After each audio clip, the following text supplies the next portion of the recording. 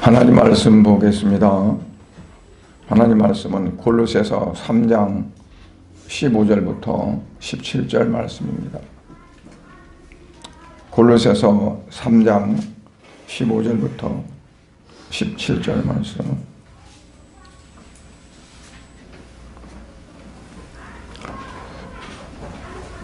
그리스도의 평강이 너희 마음을 주장하게 하라.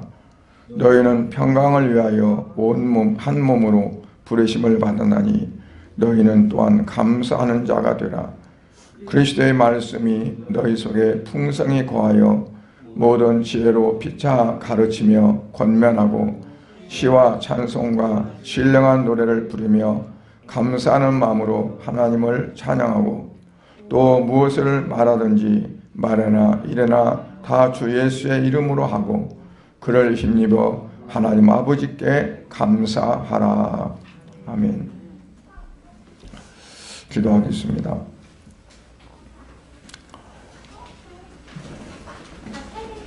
전지전능하시고 또한 모든 사람들에게 복 주시기를 원하셔서 사람들을 창조하신 그 다음에 가장 처음에 복을 선포하신 아버지 하나님, 우리 사람들이 이 땅에 살아가면서 많은 일을 겪으며 살지만 그러나 세상에 살아가는 삶 가운데서 우리가 진정한 행복을 찾지 못하고 하나님 주시는 평강 안에서 진정한 행복과 또한 안식을 누릴 수 있는 그 안에 은혜를 주셨음을 감사를 드립니다.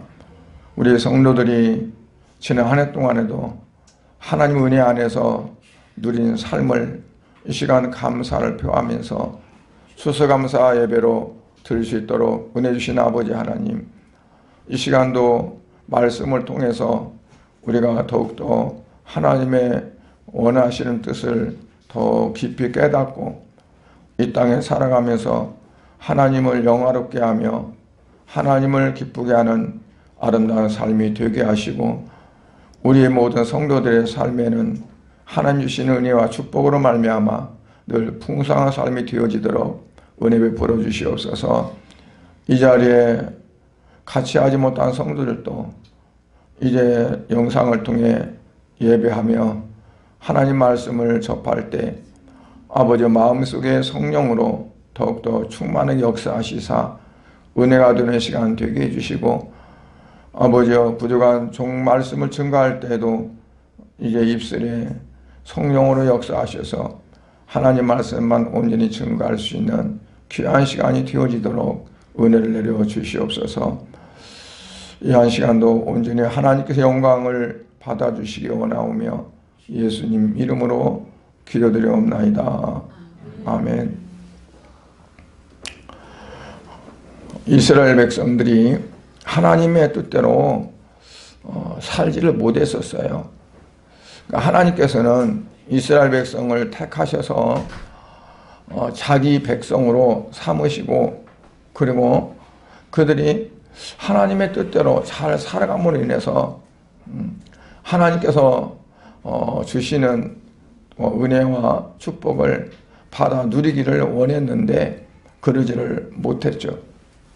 그래서 결국은 이스라엘 백성, 특히나 유다가 이제 바벨론에 멸망을 할 수밖에 없는 상황이 됐습니다. 계속 나라가 이제 멸망의 길로 기울어져 가고 있었어요. 그런데 그때 하나님께서는 하박국 선지자에게 이제 앞으로 이 나라가 어떻게 되어질 거를 망한다. 바벨론에 포로 잡혀간다. 아무것도 없이 먹을 것이 없는 나라가 되어진다 하는 것들을 이제 나타낼 때 하박국 선지자가 그 말씀에 대해서 어떻게 이제 부응을 했느냐, 즉 받아들였느냐 하는 거가 하박국서 3장 17절부터 18절에 말씀이 기록됐습니다. 비록 무화과나무가 무성치 못하며 포도나무에 열매가 없고 감람나무에 소출이 없고 밭에 먹을 것이 없고 우리에 양이 없고 외양간에 송아지가 없을지라도 나는 여호와로 말미암아 즐거워하며 나는 구원의 하나님으로 말미암아 내가 찬양하리라 기뻐하리라. 그게 이제 하박국 선지자가 말씀한 내용이에요. 무화과나무나 포도나무나 감람나무나 또는 밭이나 외양간이나 우리나 모든 것들이 기대를 할 수 없을 정도로 다 싹싹 말라서 먹을 것이 없는, 견딜 수 없는 그러한 상황이 온다 할지라도 그래요. 그래 할지라도 나는 여호와로 말미암아 즐거워하며 나의 구원의 하나님으로 말미암아 내가 기뻐하리라. 그러니까 기뻐하고 감사하는 이유가 환경과 세상의 어떤 것에 있지 않다는 거죠. 하나님이 나를 구원하신 거, 그리고 하나님께서 나와 함께 하시는 거, 하나님 나를 사랑하시는 거. 그러니까 감사하는 이유가 오직 하나님 한 분만으로 감사하고 즐거워하고 기뻐하겠다는 거예요. 뭐 때문에 그러냐? 내가 처한 환경과 관계없이 하나님이 주인공이라는 거죠. 내가 감사하고 기뻐하고 즐거워하는 그 주체가 뭐냐? 나에게 관계된 내 어떠한 생활적인 거, 환경적인 것에 관계없이 하나님이 나를 사랑하시고 나를 구원하셨고 나와 함께 하시고 하는 그것 때문에 내가 즐거워할 수도 있고 기뻐할 수도 있고 감사할 수 있다는 거예요.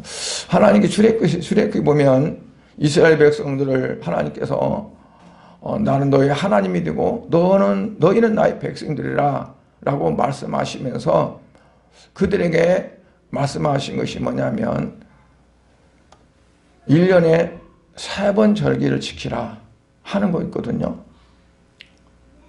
무기절과 맥주절과 수장절 이 3절기를 지키라 하는 거 있어요. 그런데 지난 시간도 말씀드렸지만 맥주절이나 수장절은 광야에서는 도저히 지킬 수 있는 어떠한 그러한 것들이 아니었잖아요. 보리를 심고 밀을 심을 수 있는 여건도 안 되고 또는 가을에 추수할 수 있는 것들을 그때 심어서 가을에 추수를 할 수 있는 것도 안 되고. 그런데 하나님은 단서를 붙이지 않았어요. 다만 가나안 땅에 들어가서 아니면 너희들이 수확물이 있을 때 어떤 그러한 단서가 없었어요. 그냥 말씀하시는 거였어요. 그래서 감사는 뭐냐면 미래적인 것도 미래적인 것이지만 현재적인 것이 중요하다는 거죠. 현재 내가 처한 그 상황, 환경, 그 처지, 그 어떠한 조건, 그러한 것들에서 내가 하나님 한 분만으로 내가 만족하고 감사하고 기뻐하고 찬양할 수 있는 그게 되어져야 된다는 얘기입니다.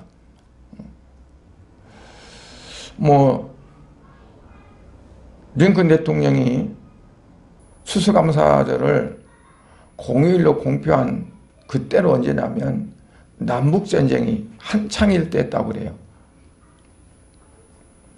노예 해방을 위해서 남북전쟁을 하게 됐는데 왜냐하면 남쪽에서는 농사를 짓고 그러니까 요즘같이 기계화되지 않았기 때문에 일할 사람이 많이 필요했기 때문에 흑인들을 잡아다가 종으로 노예로 이렇게 부려먹었어요.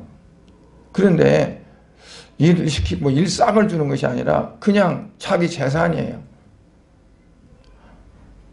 팔면 그 돈 주고 사고 그래가지고 그냥 어떤 자기 가축 따르듯이 그렇게 한 것이기 때문에 그들을 해방시키기 위해서 전쟁이 되어진 거죠. 근데 그때 이제 링컨 대통령이 수수감사제를 공휴일로 공표했다고 그래요. 전쟁 때 그걸 할 수 있는 상황이 안 되는데, 전쟁에 승리한 것도 아니고 때로는 전쟁에 불리해서 몰려드는, 밀리는 그런 상황 가운데서도 하나님 앞에 감사를 했다는 거거든요. 왜 하나님 때문에 이렇게 감사하느냐? 하박국 선지자처럼 오직 여호와로 말미암아, 오직 하나님 때문에 왜 감사한다고 했느냐? 모든 것의 근원이 바로 하나님이시니까. 모든 것을 창조하셨고 또 그것들을 섭리하시고, 그리고 사람을 지으셔서 그 사람, 인간들의 주인 되시는 분이 바로 하나님이기 때문에 인간들이 살아가는 모든 복의 근원 자체가 하나님께로부터 나오기 때문에 우리는 이래나 저래나 하나님 앞에 영광을 돌리고 감사하는 것이 우리 인생의 본분이기 때문에 우리는 감사해야 되고 하나님으로 말미암아 기뻐야 된다는 거죠. 그렇기 때문에 감사가 없다면 어떠냐? 하나님과의 관계가 끊어진다는 얘기예요. 여러분, 사람과의 관계도 계속 뭘 요구만 하고 감사할 줄 모르면 그 관계가 잘 되겠어요? 사람과의 사람 관계도 뭐가 했으면 그 감사 표시를 하고 물질적인 거 말하는 거 합니다. 말로라도 감사하다고 고맙다고 하는 진정한 어떤 그런 것들이 표해질 때 서로 마음과 마음이 통할 수 있는 그게 되어지죠.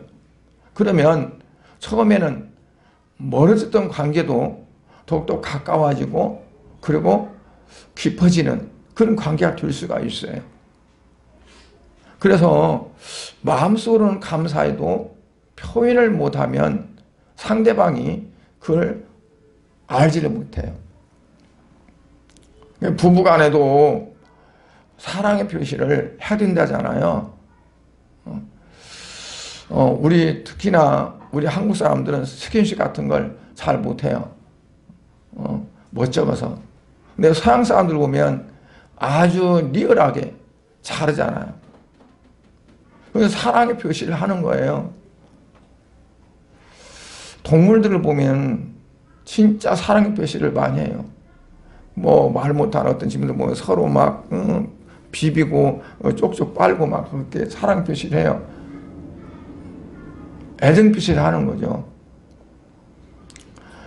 근데 하나님과 관계도 마찬가지라고 봐요. 하나님은 항상 우리를 사랑하셔요. 내가 잘하든 못하든, 내가 때로는 하나님 앞에 참 하지 못할 일을 하기도 하고, 때로는 우리가 하나님 앞에 바로 서지도 못하기도 하지만 하나님은 그렇다고 해서 우리를 싫어한다거나 미워한다거나 멀리하는 분이 아니라고 그랬어요. 일향 미쁘시다. 항상 똑같다는 거예요. 그런데 다른 건 뭐냐? 우리가 다른 거예요. 사람들이. 조금 어렵고 힘들면 하나님이 나를 사랑하지 않나 보다. 미워하나 보다. 뭐 하나 보다. 그렇게 생각하는 건데, 왜냐하면 자기가 그렇게 느끼니까.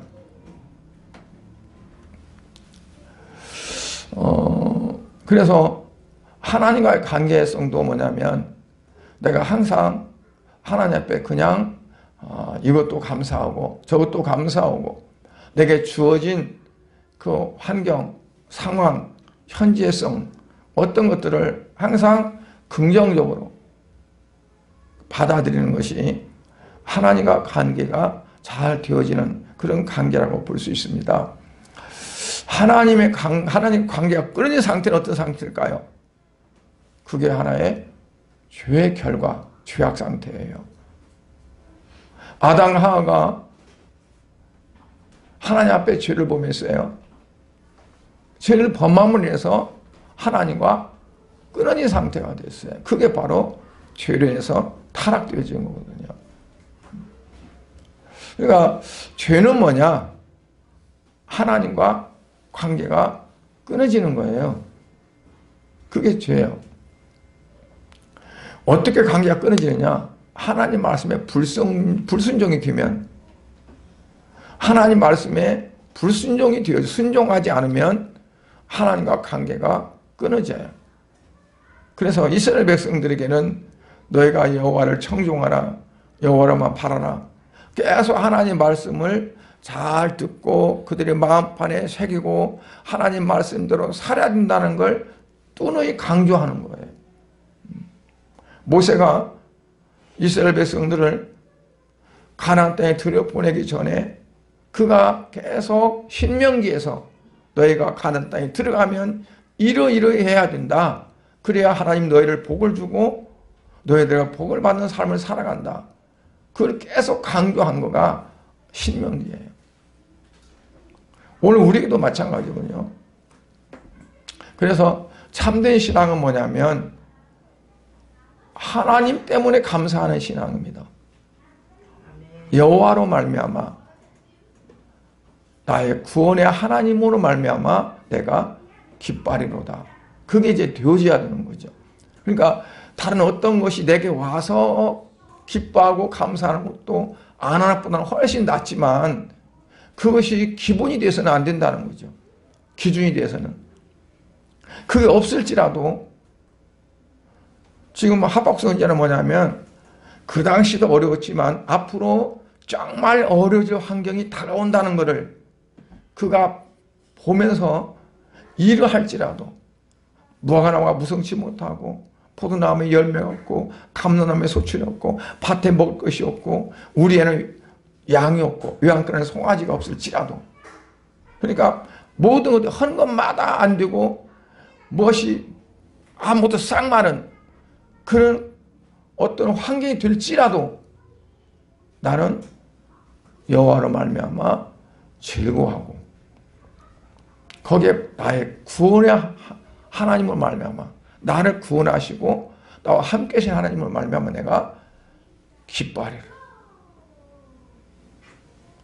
그게 우리가 어떻게 하나님을 기뻐하고 감사해야 되는가를 하나의 그 표준적인 어떤 것들을 제시해 주시는 말씀이라고 봐요. 그러다 보니까 사도 바울은 그 말씀을 보고 항상 기뻐하라, 쉬지 말기도 하라, 범사에 감사하라 그 말씀을 하게 된 거예요. 항상 기뻐하라. 어떻게 항상 기뻐해?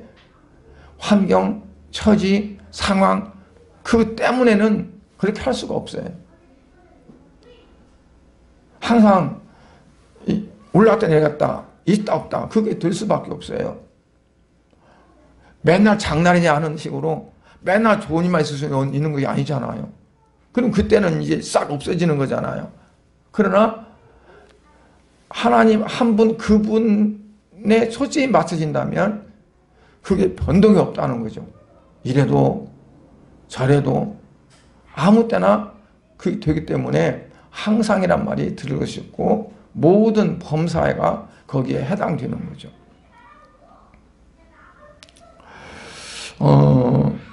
그래서 오늘 15절도 보면 너희는 감사하는 자가 되라. 16절도 보면은 감사하는 마음으로 하나님을 찬양하고 그리고 17절에 보면 그를 힘입어 하나님 아버지께 감사하라. 그러니까 감사하는 자가 되라. 또 감사하는 마음으로 하나님을 찬양하라. 또 그를 힘입어 하나님 아버지께 감사하라. 그건 15, 16, 17절이 항상 어떻게 감사드릴까를 우리에게 말씀해 주세요. 그래서 오늘 말씀드릴 것이 몇 가지만 드리는데 첫째는 감사해야 될 이유입니다.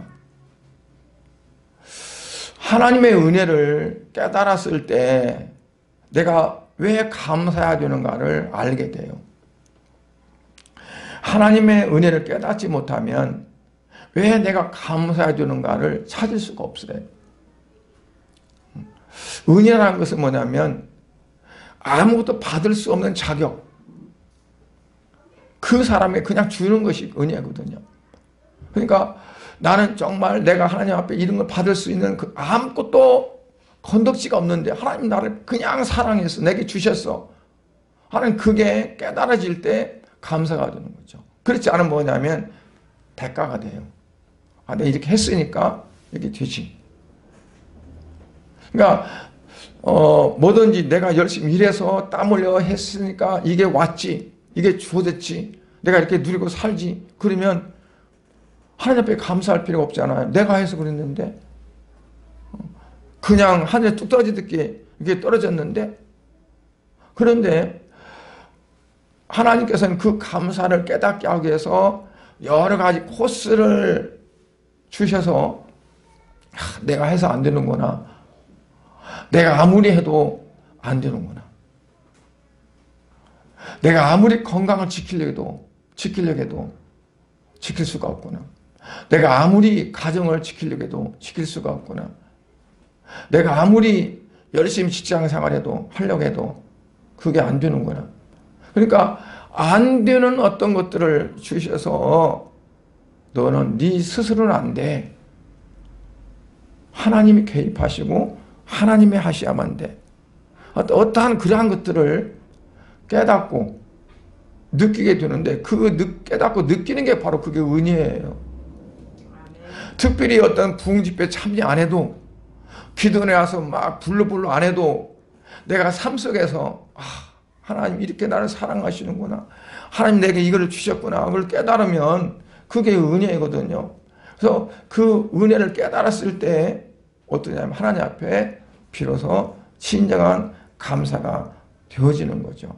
그래서요, 우리가 그 하나님의 은혜에 대한 체험을 갖게 되는데, 하나님이 우리에게 주신 가장 큰 은혜는 뭐라고 그랬죠? 예수 그리스도가 가장 우리에게 주신 큰 은혜예요. 우리가 어떻게 예수님이 나를 위해 십자가에 죽으셨다는 거, 나를 위해서 모든 죄를 다 탕감하시고 예수님이 지셨다는 거, 그것들을 어떻게 우리가 알 수가 있고, 그 어떤 상황이 어떻게 내게 주어져요? 하나님이 그냥 나를 사랑하시는, 무조건 그렇게 해주신 거잖아요. 2000년 전에 하나님 이렇게 하셨지만 이것들이 계속 세대마다 그 성령을 통해서 거기다 접붙이기를 하고 적용시키는 거가 하나님의 은혜예요. 수많은 사람들이 이 땅에 살고 있는데 그 가운데서 나를 하나님 택하셔서 우리 예수 그리스도께서 십자가에 죽으시고 부활하심으로 우리에게 새 생명을 주신 그것들이 내게 그게 적용되어지고 내가 그 은혜 속에 들어가게 되고 내가 그 사랑을 받게 되고, 그래서 내가 구원받고 내가 천국에 갈 수 있는 그러한 어떤 연결되어지고 고리가 되어지는 그 형성되는 거가 하나님의 은혜가 아니면 될 수가 없다는 거죠. 다 되는 건데 뭐 천만의 말씀이에요.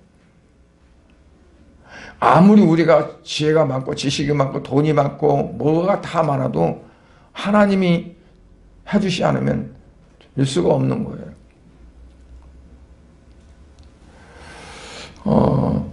그런데 그럼 얼마나 감사할 일이에요.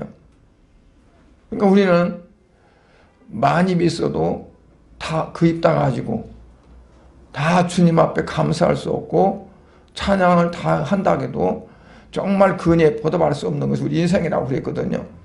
그래서 우리는 항상 하나님 앞에 감사할 수밖에 없다. 제가 이제 파일을 넣어놨는데 이 노트북이 계속 아침부터 헷갈려가지고 안 돼가지고 제가 프린트를 했어요. 그러니까 이 땅에서뿐 아니라 이 땅에서는 뭐 그냥 기껏 살아봤자 얼마나 더 살겠어. 우리가 그냥 나그네 세상인데. 그런데 가장 중요한 건 이 세상 죽음 너머에 영원한 그런 삶을 준비해 주시고 그 길로 우리를 인도하시는 그 하나님의 사랑과 하나님의 은혜를 우리가 더 깊이 생각해야 되죠.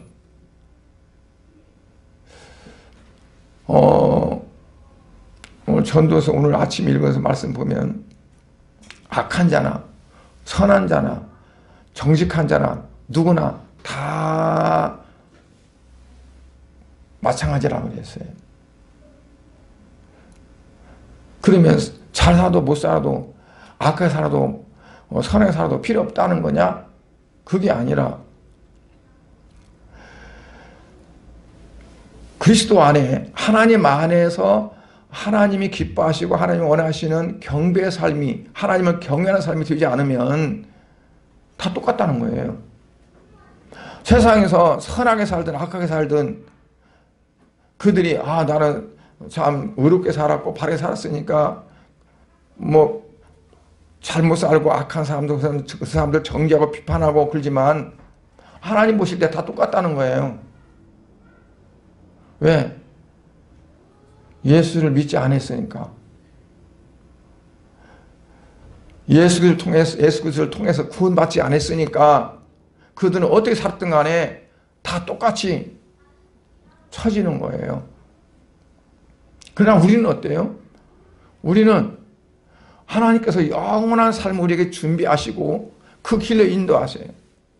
설령 내가 영적으로 약하고 연약하고 그래서 때로는 돌불에 걸려서 넘어질 때도 있고 때로는 잘못해서 어긋난 길로 갈 수도 있고 그렇지만 성령께서는 우리를 끌어서 인도하셔서 하나님이 원하시는 길로 갈 수 있도록 도와주세요. 그래서 성령님은 우리를 도와주시고 끌어가시고 그래서 성령의 견인, 성도와의 견인, 견인차가 고장난 차를 끌고 가듯이 그렇게 해주시는 거예요. 그게 하나님의 은혜 아니면 있을 수 없는 거예요. 그냥 나가 떨어지면 나가 떨어졌어. 그냥 그대로 놔두는 것이 아니라 하나님께서 사랑하시니까 끌어가시는 거예요.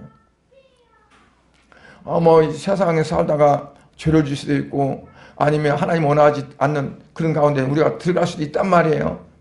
그러면 어떻게 되느냐? 그냥 놔두지 않으신다는 얘기예요.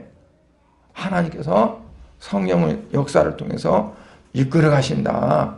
그러니까 우리가 감사할 것은 뭐냐면 세상이 환경, 상황, 조건 어떤 그것 때문에가 아니라 하나님 때문에 하나님 때문에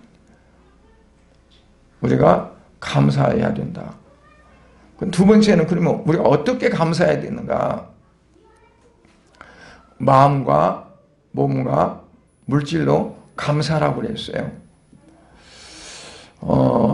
오늘 본문 16절에 보면 마음의 감사함으로 하나님을 찬양하고 그랬어요. 마음은 어떠냐면 사람의 중심 부분이에요.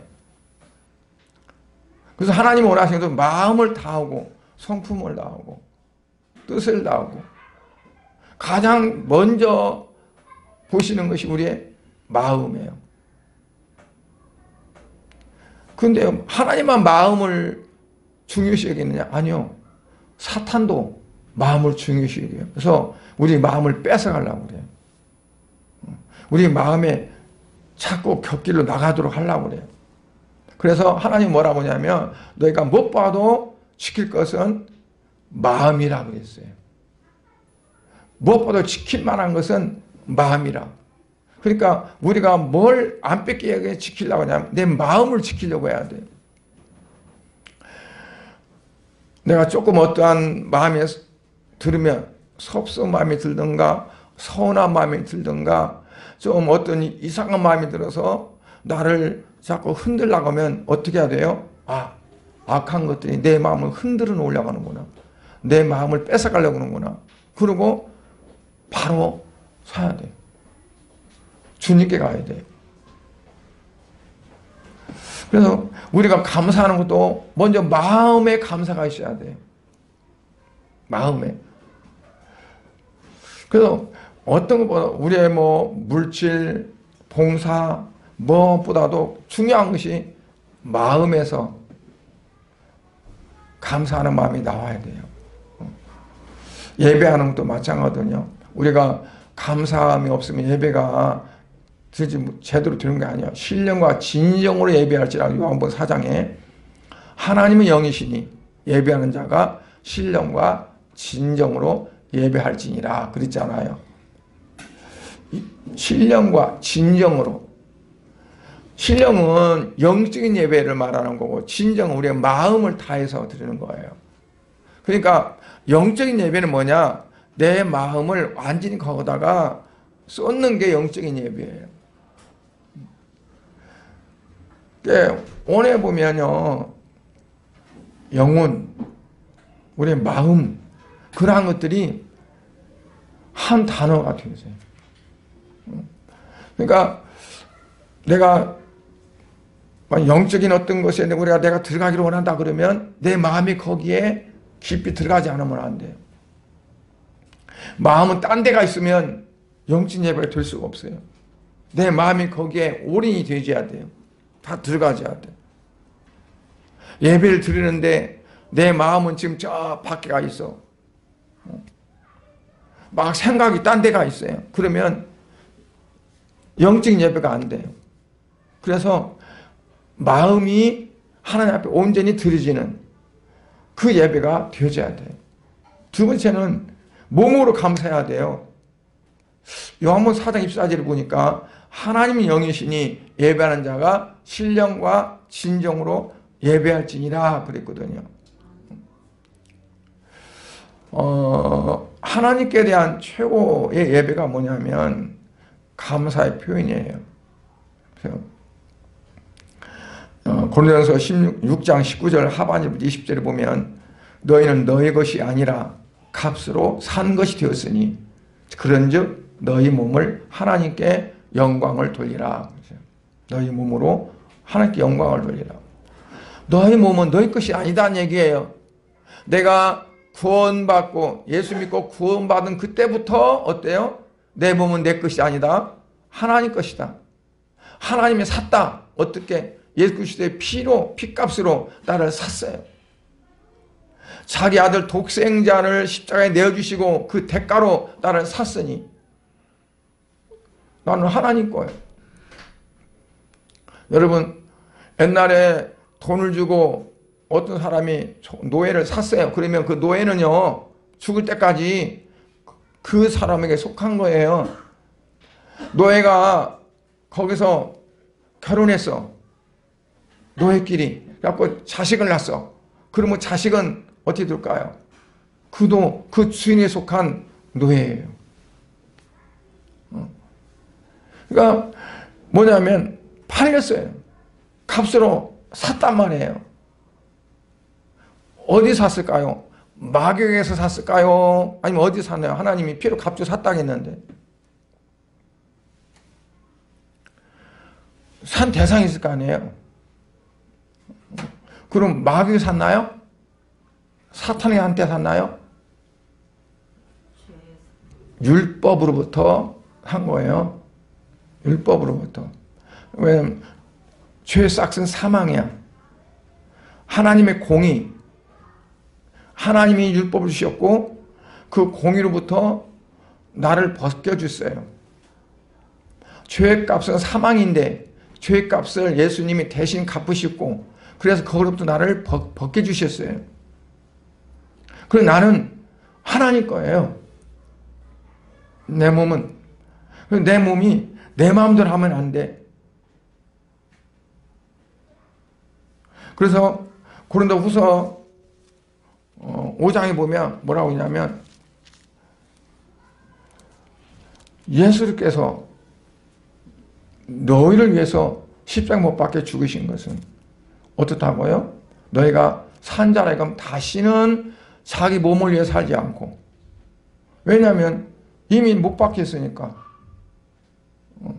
너희를 위해 십자가에 못 박혀 죽으시고 부활하신 예수 그리스도를 위해서 살게 하려 하십니다. 그러니까 내가 사는 목적이 내 몸을 위해서 살아가도록 하기 위해서 예수님이 십자가에 죽으신 것이 아니라는 얘기예요. 다시는 이란 말을 사용해요. 지금까지는 내 몸을 위해서 살았다 할지라도 이제부터는 다시는 나를 위해 살지 않고 나를 위해 십자가 못 박혀 죽으시고 부활하신 예수 그리스도를 위해서 살게 하려 합니다. 목적이 분명히 정해져 있어요. 그래서 우리가 우리 몸으로 하나님 앞에 산제사가 돼야 돼요. 산제사. 그 다음에는 물질 하나님 앞에 예물을 드리라고 그랬어요. 출애굽기 23장 1절부터 17절을 보면 빈손으로 내게 보이지 말라. 15절 하반절에 무릇 남자들 이스라엘 남자들 1년에 3번 보이되 빈손을 보이지 말라 그랬어요. 그거는 하나님 앞에 감사하는 마음을 표하라는 얘기죠. 근데 신명기 16장 17절에 보면 뭐라 하냐면 각 사람이 네 하나님 여호와의 주신 복을 따라 힘대로 물건을 드릴지니 그랬어요. 힘대로. 힘대라는 말은 무슨 말일까요? 내가 할 수 있는 만큼 힘에 겹도록 하라고는 안 했어요. 힘대로. 어떤 사람들은 힘에 겹도록 해놓고 시험 들어요. 그건 옳지 않아요. 힘에 겨도 그게 아니라 힘대로. 내 마음이 중요한 거지. 내 마음이 중요하지 어떤 중심이 가는 거 아니에요. 그래서 힘대로 드리라. 로마 11장 36절에 보면 만물은 죽에서 나오고 주로 말미암아 죽이로 돌아간다 그랬는데 그 말은 뭔 말이냐면 이 땅에 살아가는 사람들은 다 끝난다. 언젠가는 끝난다. 주님 앞으로 돌아간다. 그러니까 이 세상에 있는 것에 중심을 두지 말고 거기에 집착하지 말고 어떻게 하라? 주님께 두라. 예수님께서는 너희 보물을 하늘에 두라 그랬는데 보물이 중요할까요? 마음이 중요하죠. 왜냐하면 마음이 다 물질이 있기 때문에 그들의 마음을 하나님께 두려면 물질을 하나님께 두어야 그 마음이 따라가니까 그런 거예요. 하나님이 왜 그러시냐? 이방신들은 그런 거 원할지 모르지만 모든 것이 하나님 건데 하나님이 물질이 없어서 뭐가 없어서 하나님이 그걸 요구하겠어요? 마음이죠. 그러니까 하나님 앞에 마음을 이제 달라는 거예요. 그리고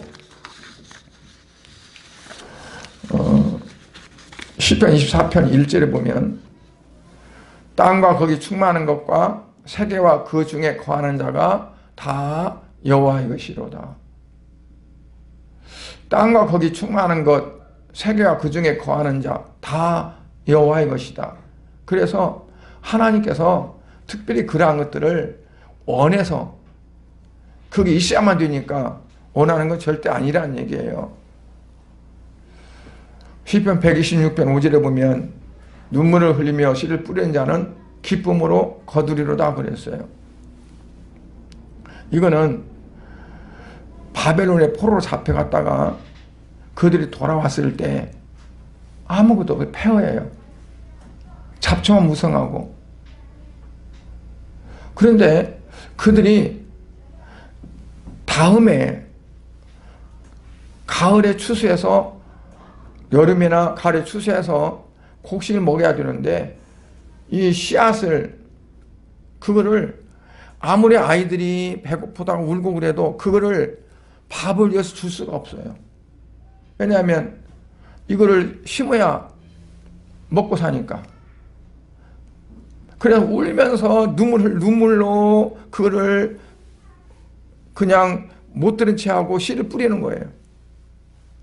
버리는 것이 아니라 씨를 뿌린다는 거죠. 씨를 뿌릴 때 몇 배를 거둘까요?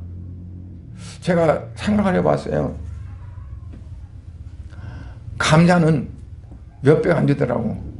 마늘도 몇 배가 안 되더라고요. 그런데 사람이 먹어야 되는 벼나 뭐 보리나 밀이나 뭐 그런 것들은요 굉장히 내 벼를 봤거든요. 벼가 거의 300배가 수확이 돼요.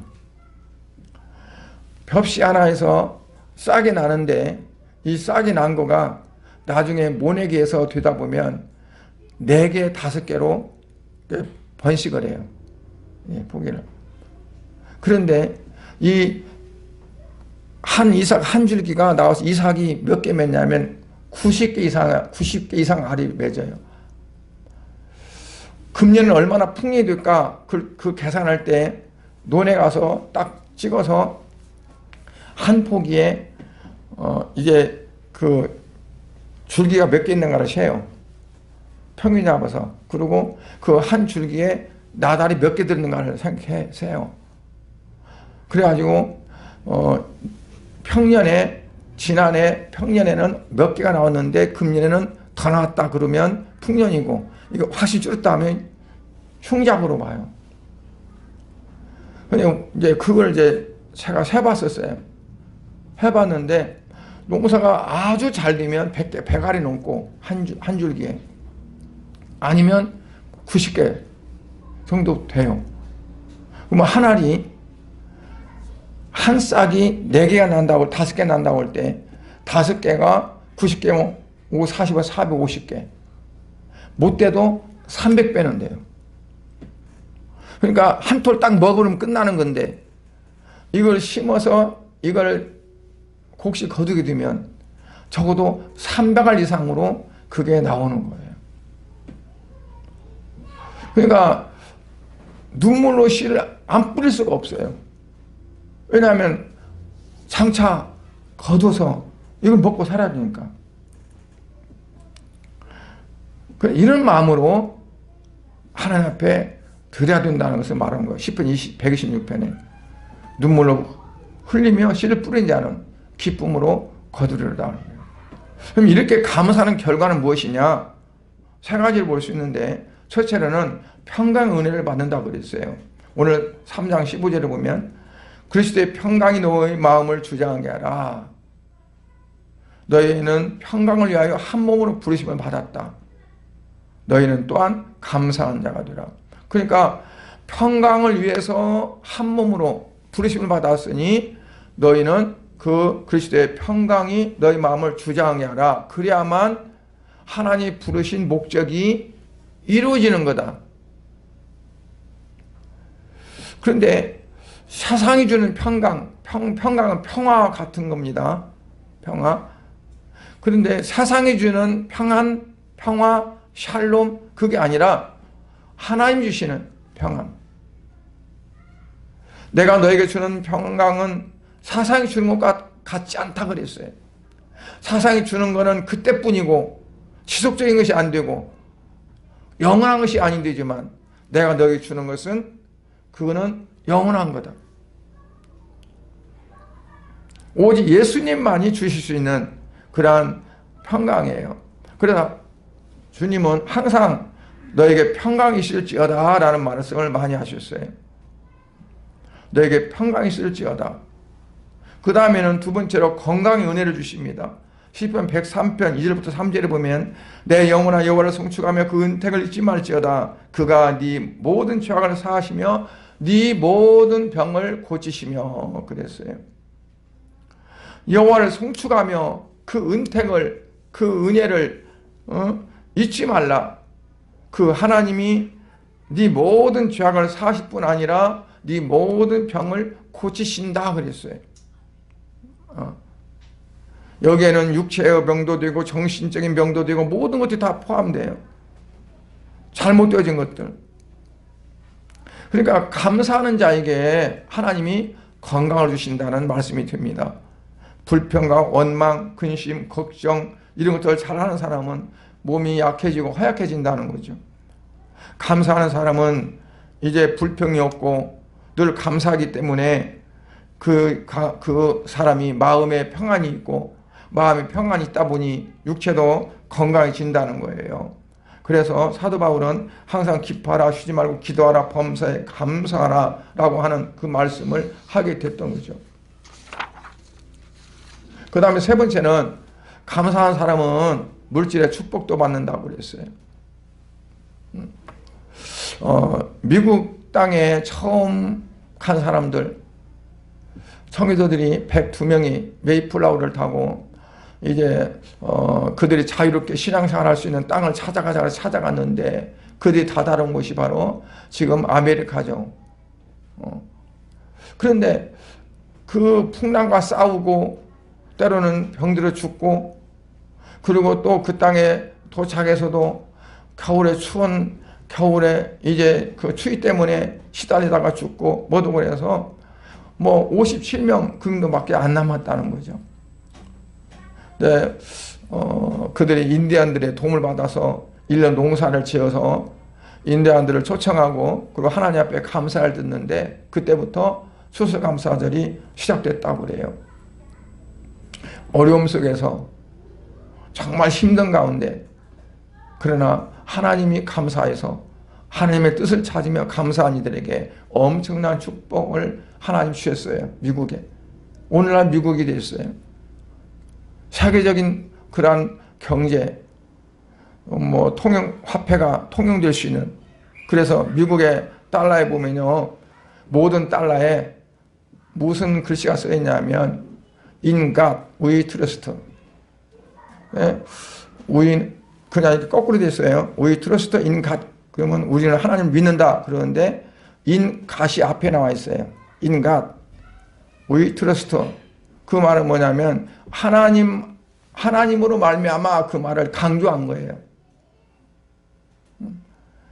우리가 강조된 것이 아니라 하나님 안에서 하나님으로 말미암아 우리가 이제 하나님을 믿는다 하는 그 자체를 하나님을 강조하게 해서 앞으로 내놨어요. 그러니까 we trust. 그 기본 어떠한 그들의 문화고 신앙이고 사상이에요. 물론 하나님을 안 믿는 사람도 있어요. 있는데 그 기본의 틀이 그들에게 그게 깔려 있어요. 우리는 기본이 뭐가 깔려 있는 우상, 어떠한 무속적인 거, 샤머니즘 이런 것들이 깔려 있어요. 그러나 미국은 대통령이 선서를 하면 성경에다가 바이블에다가 성경에다 놓고 해요. 우리는 하나님을 믿는다. 하나님께서 우리를 이렇게 도우셔서 우리가 이렇게 살게 됐다. 앞으로도 하나님이 하실 것을 믿는다 하는 거예요. 그러니까 우리가 감사하는 것은 지나온 모든 과거의 가정도 하나님이 지키셨고 함께 하셨고 역사하셨고 이것들을 감사하지만 앞으로도 이렇게 하실 것을 믿는다는 거죠.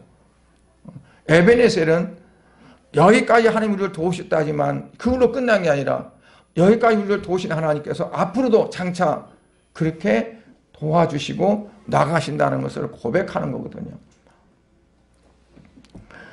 그래서 우리가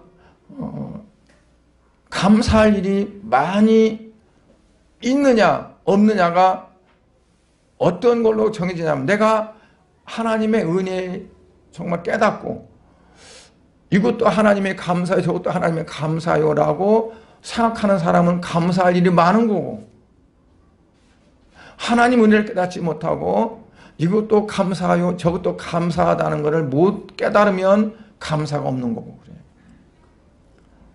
그리스도인들이 신앙생활 그 자체가 기본적으로 깔리는 것이 여호와로 말미암아 하나님의 구원으로 말미암아가 그게 되어진다면 내게 주어지는 모든 삶이 환경과 조건과 상황과 그것과 상관없이 감사가 전제가 된다는 거죠.